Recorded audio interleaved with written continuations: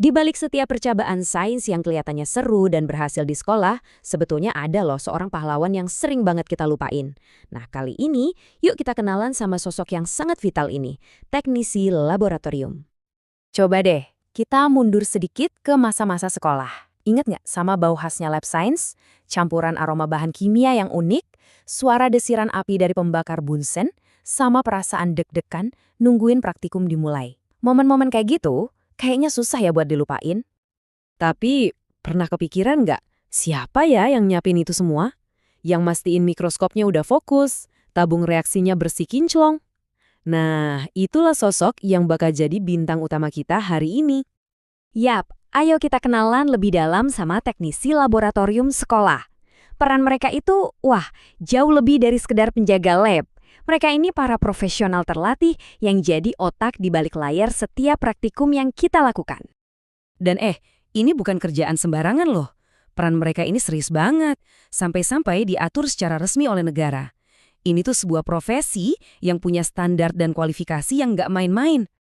Dasar hukumnya itu dimulai dari sini, dari Peraturan Pemerintah Nomor 19 Tahun 2005. Peraturan ini intinya bilang begini, setiap tenaga kependidikan, termasuk teknisi lab, itu wajib memenuhi standar nasional. Ini adalah pengakuan resmi negara tentang betapa pentingnya peran mereka. Nah, kalau mau yang lebih spesifik lagi, ada di Peraturan Menteri Pendidikan Nasional ini. Inilah yang jadi semacam buku panduan utama mereka. Disinilah diatur secara detail kualifikasi dan kompetensi apa aja sih yang wajib dimiliki oleh seorang teknisi lab. Jadi, apa aja sih yang dibutuhin? Minimal, mereka harus punya ijazah D1. Tapi yang jauh lebih penting, itu ada 4 pilar kompetensi ini. Jadi bukan cuma jago soal teknisnya aja ya, tapi kepribadiannya juga harus mendukung, pintar bersosialisasi dengan guru dan siswa, dan tentunya kemampuan administrasinya juga mesti rapi. Kompleks kan? Oke, sekarang kita coba bedah lebih dalam lagi ya, tugas-tugas mereka itu apa aja. Secara garis besar, ada 3 misi utama yang diemban oleh seorang teknisi laboratorium. 3 misi ini semuanya saling nyambung, dimulai dari manajemen dan administrasi yang rapi, terus dieksekusi lewat pelayanan praktikum, dan semuanya itu dilandasi sama hal yang paling fundamental, keselamatan dan kesehatan kerja atau K3. Yuk kita kupas satu persatu. Misi pertama itu manajemen. Anggap aja deh, mereka ini manajer operasionalnya lab. Jadi mereka nggak cuma nyatetin barang yang ada, tapi juga ngerencanain kebutuhan buat setahun ke depan, ngelola anggaran, bahkan jadi semacam pengatur lalu lintas jadwal lab biar nggak ada kelas yang bentrok. Misi kedua adalah pelayanan praktikum. Nah, ini nih bagian yang paling sering kita lihat langsung. Mereka lah yang ngeracik larutan, nata peralatan, dan mastiin semuanya udah siap sebelum bel masuk bunyi.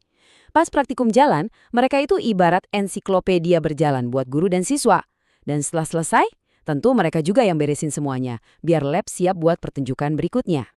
Dan misi ketiga, ini yang paling krusial, dan gak bisa ditawar-tawar lagi. Keselamatan. Mereka adalah garda terdepan. Mereka lah yang bikin aturan main yang aman di lab, yang menjinakkan bahan-bahan kimia berbahaya, ngelola limbah beracun, dan ngecekin terus biar nggak ada kabel ngelupas atau kebocoran gas. Nyawa taruhannya. Jadi, poin pentingnya adalah K3, keselamatan dan kesehatan kerja. Ini bukan sekedar tugas tambahan ya, tapi benar-benar jadi fondasi dari semua aktivitas yang terjadi di dalam laboratorium. Tanpa jaminan K3 yang baik, kegiatan praktikum itu mustahil bisa berjalan. Terus gimana caranya mereka mastiin semua misi tadi bisa jalan lancar dan aman? Jawabannya ada di administrasi yang super cermat. Yuk kita intip sedikit jejak kertas yang jadi bukti profesionalisme mereka. Coba lihat deh betapa detailnya sistem mereka. Ada buku inventaris buat nyatet setiap aset. Ada kartu stok buat ngelacak setiap tetes bahan kimia yang dipakai. Dan ada jurnal harian buat nyatet semua kegiatan. Bahkan ada dokumen keselamatan khusus kayak SOP atau prosedur operasional standar buat cara pakai alat dan MSDS yang kayak semacam kartu identitasnya bahan kimia yang ngejelasin cara penanganan yang aman. Semuanya tercatat rapi. Jadi, semua kertas-kertas ini bukan sekedar tumpukan dokumen buat formalitas ya. Ini adalah sebuah sistem yang ngejaga akuntabilitas, ngelindungin setiap orang yang ada di dalam lab, dan mastiin roda eksperimen sains itu bisa terus berputar tanpa henti. Setelah kita lihat semua tugas dan tanggung jawab tadi, kita akhirnya sampai ke sebuah kesimpulan yang penting banget soal peran mereka. Ada satu kalimat yang kayaknya pas banget buat ngerangkum semuanya. Mereka adalah tulang punggung dari setiap kegiatan praktikum yang sukses. Tanpa tulang punggung ini, mustahil sebuah praktikum bisa berjalan efektif, efisien, dan yang paling penting, aman. Jadi, dari mulai perencanaan, pelayanan, sampai penjaminan keselamatan, peran seorang teknisi laboratorium itu jauh lebih luas dan dalam dari yang kita lihat di permukaan. Mereka adalah manajer, asisten, sekaligus penjaga keselamatan yang bikin pendidikan sains jadi mungkin untuk dilakukan. Nah, ini menyisakan satu pertanyaan penting buat kita renungkan bersama. Setelah kita tahu betapa vitalnya peran mereka, pertanyaannya sekarang bukan lagi siapa mereka, tapi bagaimana ya cara kita bisa lebih mendukung para tulang punggung sains di sekolah kita ini?